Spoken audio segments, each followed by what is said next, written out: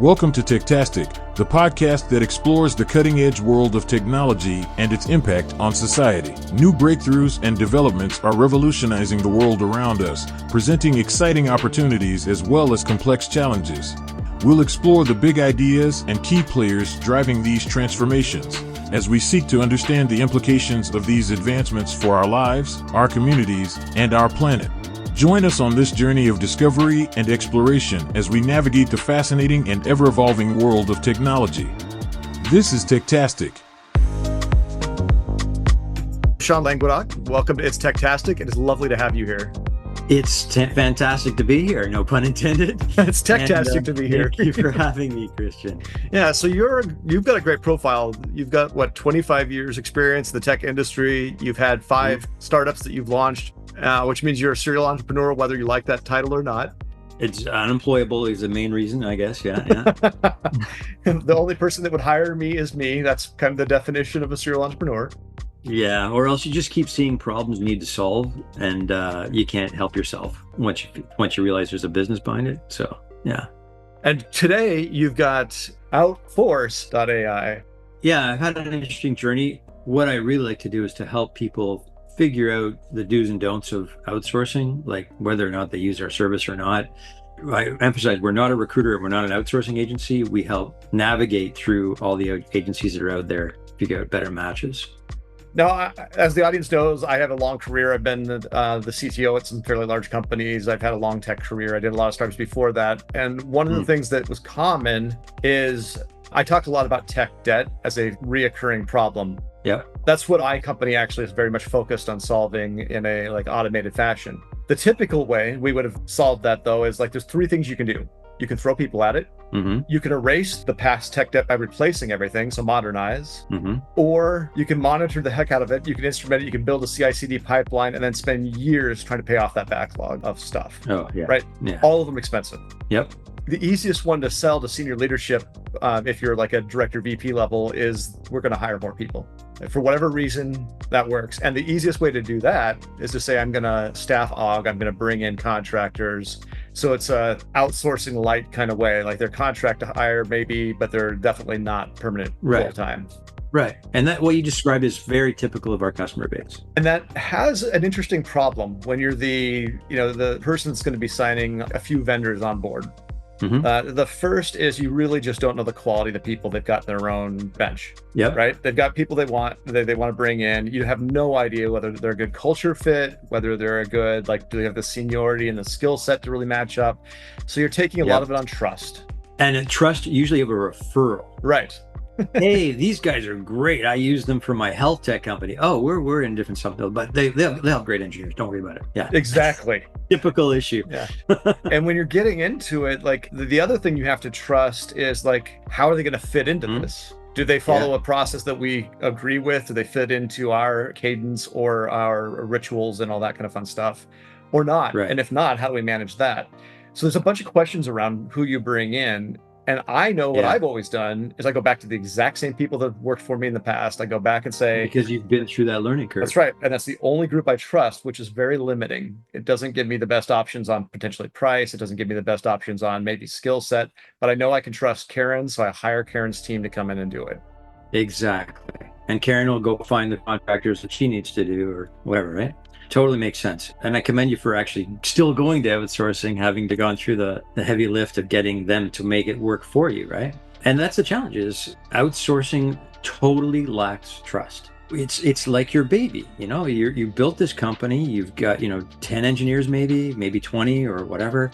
You don't just give your baby to any random daycare center. You go and find out all the best ones and figure out who's had a good experience and then make sure that's the right one for your kid. It's the same thing with your product and engineering. So you have to really do some due diligence. And the problem is nobody has the time to do due diligence. So they lack the data in order to make a viable decision. And they more so even lack a process. Mm-hmm. The interviewing part is the key to figuring out all those issues that you just described. What's the culture? What's the rituals? What's the cultural gap if I'm in a different country? You just touched on a really big problem, which is time zone differences. If you've got a team in India and you've got a team on the West Coast of the United States, they're 12 hours opposite. which you can take advantage of having 24/7, round the clock development. But but you have none of that halo stand-up stuff, right. And having built those companies, every time we hit some inflection point, either we needed something ready for a show, or we had a big client that needed an API or front end, or like you said, we bootstrap this crap on Ruby on Rails. Well, guess what? That gets messy after a while, and you got, like you said, technical debt, but I still need to service my customers. So I have to bring in these other people to come in and build the new product while I'm still servicing my existing customers. So for any of those reasons, you end up going outsourcing. And it is a nightmare. It's the opposite of hiring. In hiring, everyone's good is taken. So you got to pull them out of a company, even today. And you flip the switch and go, okay, well, now I got to outsource this. And it's water everywhere, but not a drop to drink.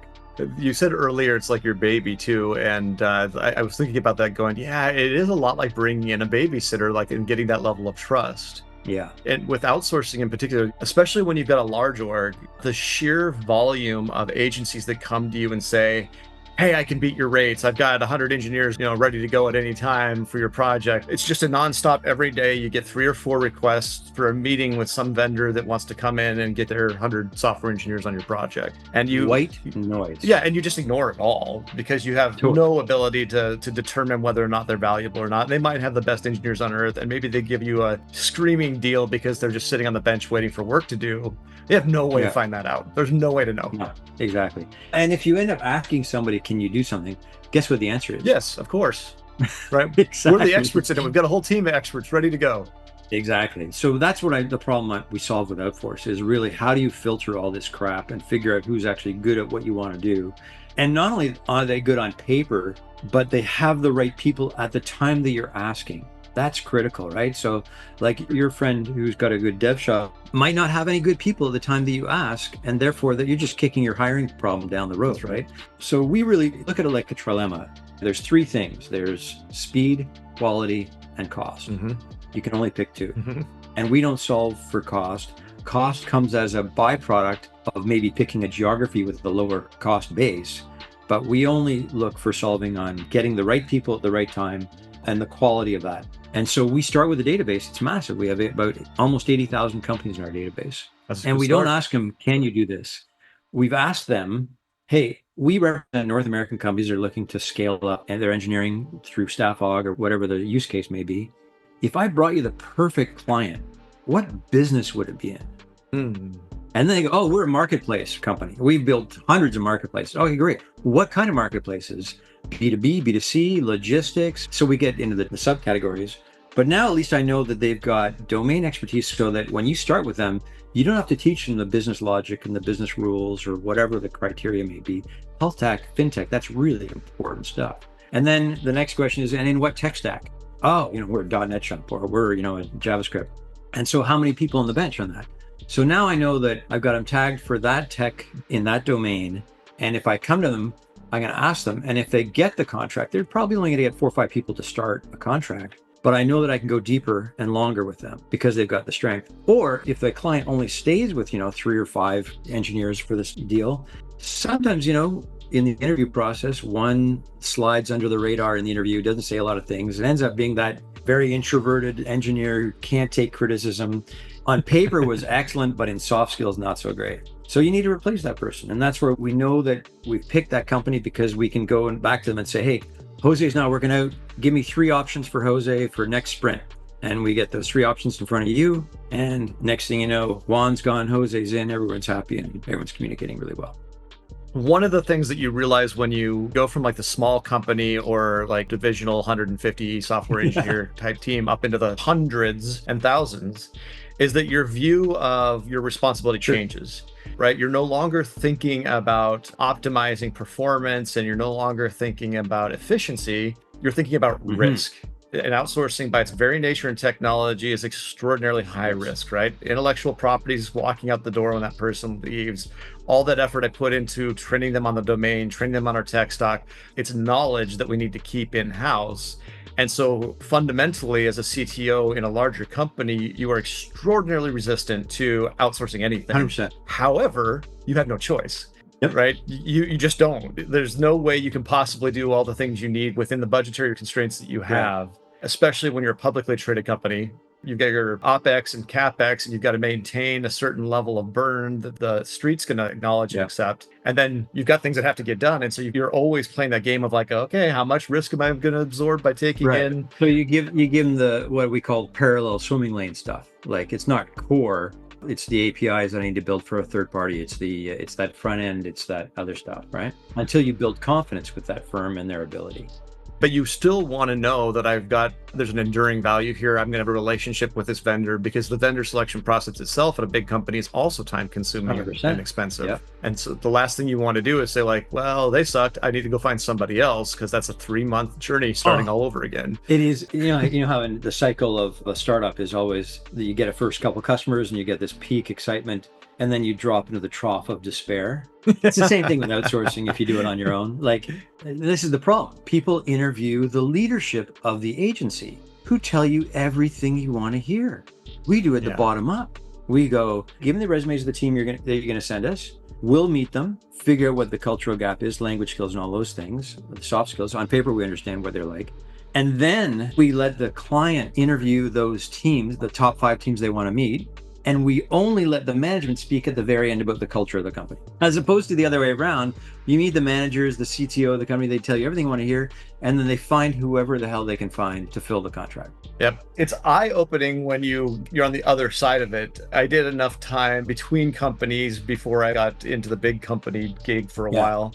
I would just pick up contract work because it's fairly lucrative. And if you're good at what you do, it's easy to get. And to be on the other side of it and like hear what they were pitching me as, it's like, I can't do that. I don't think I've ever done that before. Like, I'll figure it out. I learned fast, I've ever done that before. Exactly. and that's the beauty about when we get to the finals in this process, which usually takes about a couple of weeks by the time you get interviews going. There's usually 2 or 3 companies where not only does the company have the domain experience and they got the benches I described, but there's a pod of engineers that have just come off a similar project. They built 3 or 4 of my clients' building. And 1 + 1 = 5 in engineering when you got people who work together. Mm-hmm. So these people are finishing each other's sentences and they're contributing to product more than my client can contribute because it is her or his first time doing this business. You just described the main reason outsourcing is actually valuable if you can find the right team. It's the thing, I call it the McKinsey effect, because that's kind of what they're known for, right? They go around and they see how everybody's done supply chains, for example. They've been at 500 companies doing this. And so by the time they get to you, they're like, here's the 500 things we've seen done wrong that we're not going to have you do. You're going to do this instead.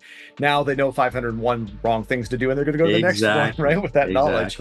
You'll never have that internally. You just can't do it. Your one use case. You really should leverage it, but like, how do you de-risk it? How do we engage? Like, what's the solution? How do you find the McKinsey in your business, right? And that's what we find. That's right. Like we had one client, it was building a BASCO, banking as a service company. So the infrastructure underneath a bank. But Google was an investor, so they had to go with Golang.